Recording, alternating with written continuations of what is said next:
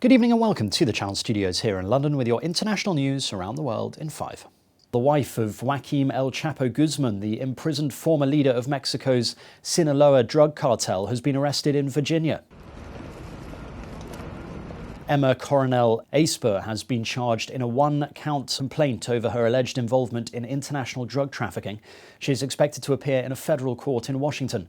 Mr. Guzman had been convicted in February 2019 of trafficking tons of drugs and engaging in multiple murder conspiracies as a top leader, as one of Mexico's largest, most violent drug trafficking organizations.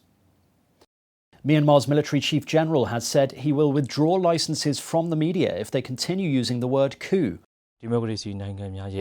General Ang Lane had said that the military is following a democratic path and that nothing is more important than human life. However, the United States has imposed sanctions on 2 more Myanmar generals in response to the security forces' killing of peaceful protesters.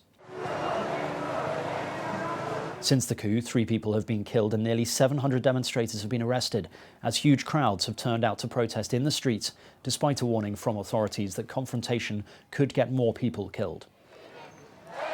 Facebook is set to restore Australian news pages after Canberra offered amendments to the legislation that would force the tech giant to pay for media content. Facebook last week blocked all news content and several state government and emergency department accounts. But after a series of talks between the Australian Treasurer and the Facebook CEO Mark Zuckerberg over the weekend, a concession deal has been struck. And Australian news will be restored to the Facebook platform. The compromise means that 4 changes will be made, including one which allows 2 months for internet companies to strike private deals for news content before the government-appointed arbiter intervenes.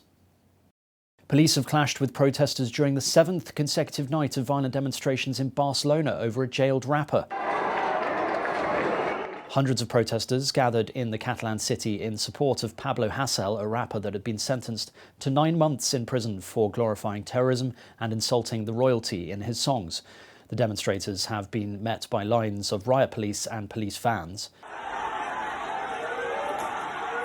More than 95 people were arrested across Catalonia and in other Spanish cities since the protests began. Russian President Vladimir Putin has attended a wreath-laying ceremony in Moscow to mark the Defender of the Fatherland Day. The annual national holiday honours the nation's military achievements and its veterans. President Putin arrived at noon and bowed at the tomb of the unknown soldier to pay respects. The Defender of the Fatherland Day marks the formation of the Red Army during the Russian Civil War. NASA has released the video captured by Mars rover Perseverance of its own landing on the surface of the red planet last week. Accordion, which means we are conducting the sky crane. These incredible images show the final minutes of Perseverance's entry, descent and landing on the surface. Sky crane maneuver has started.